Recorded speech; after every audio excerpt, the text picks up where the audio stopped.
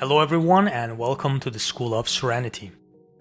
After spending most of my time indoors during the lockdown, I noticed that I was feeling super tired all the time.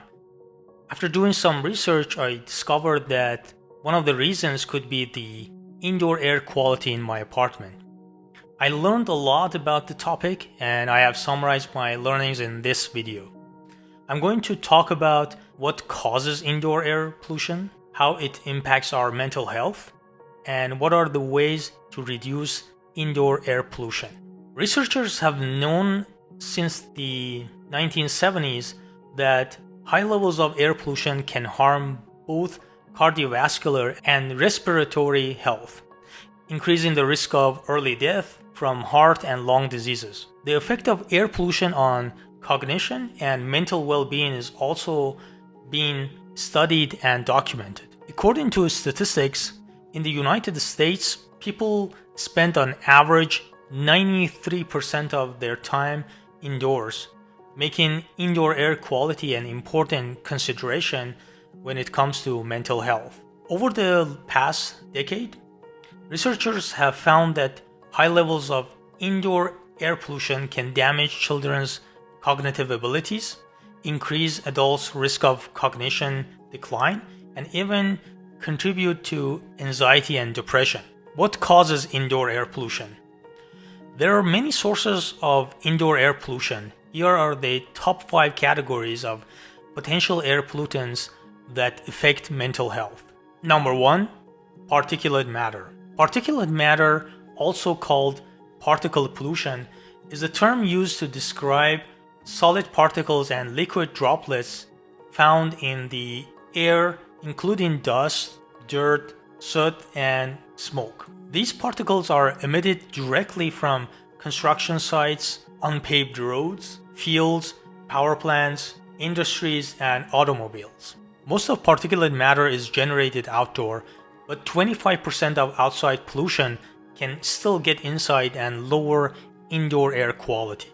Number 2, volatile organic compounds. Volatile organic compounds, or VOCs for short, are emitted as gases from certain solids and liquids. Concentrations of many VOCs are consistently higher indoors, up to 10 times higher than outdoors. VOCs include a variety of chemicals which are widely used as ingredients in household products. These products include paints, varnishes, candles of all types, as do many cleaning products and disinfectants, cosmetic products, pesticides, air fresheners, dryer sheets, and furniture. All of these products can release organic compounds while you are using them and to some degree when they're stored. Number 3, biological pollutants. Biological pollutants include bacteria, viruses, animal dander, house dust, mites, and pollen. There are many sources of these pollutants. For example, standing water, water-damaged materials, or wet surfaces serve as a breeding ground for molds, bacteria, and insects that generate microscopic airborne particles. By controlling the relative humidity level in a home, the growth of some sources of biological pollutants can be minimized. Number 4, kitchen stove. Gas stoves, particularly when unvented, can be a primary source of indoor air pollution. Cooking on gas can spike emissions of nitrogen dioxide and carbon monoxide to levels that would violate outdoor pollutant standards. Nitrogen dioxide mixes with the air to create nitric acid and toxic organic nitrates. Homes with gas stoves can have nitrogen dioxide concentrations that are 50 to 400% higher than homes with electric stoves. These pollutants can irritate the lungs and lower resistance to respiratory infections. Number 5, synthetic fabrics. Unfortunately, only a small part of fabrics we use at home are produced with natural and eco-friendly materials. Most of them are still manufactured with tons of chemicals becoming highly toxic. These fabrics are harmful and can have serious negative impacts on our physical and mental health. Synthetic fabrics can keep giving off small amounts of vapor for years, and even washing won't get rid of them. Now that we learned about the sources of indoor air pollution, let's see how they impact our mental health. Number 1, oxidative stress. Free radicals or oxidants are highly unstable molecules that can cause cell damage in the body. If not regularly cleared from the system, free radicals can accumulate in the body, causing oxidative stress.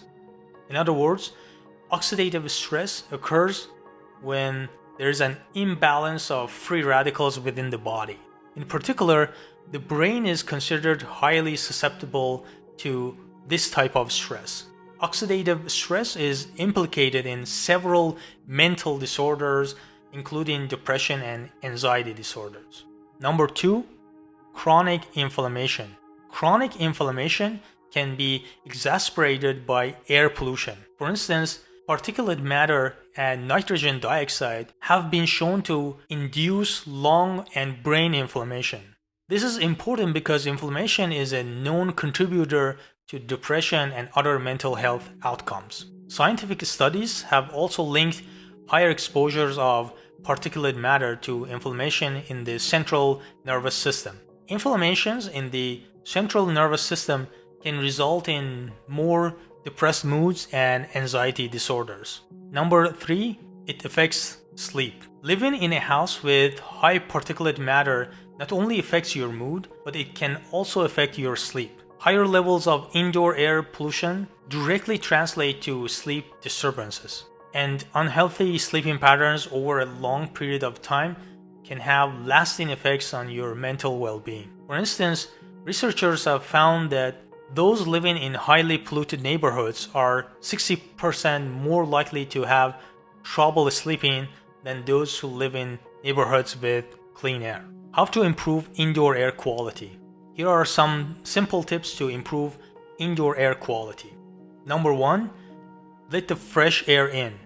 Number 2, invest in an air purifier. Number 3, be aware of the products that you purchase. Number 4, keep humidity at moderate levels. Number 5, add indoor plants to your living space.